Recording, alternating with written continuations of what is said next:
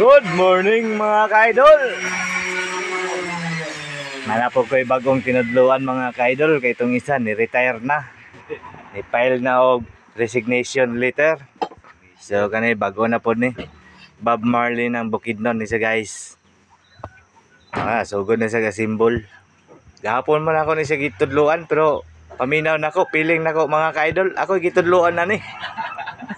Grabe ni bataan ni hawd ka-idol.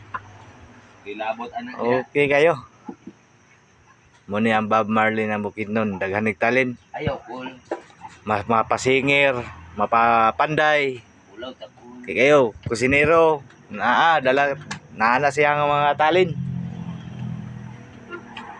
Mayon taog mabtanig sa kabulan dili nimo file og resignation letter.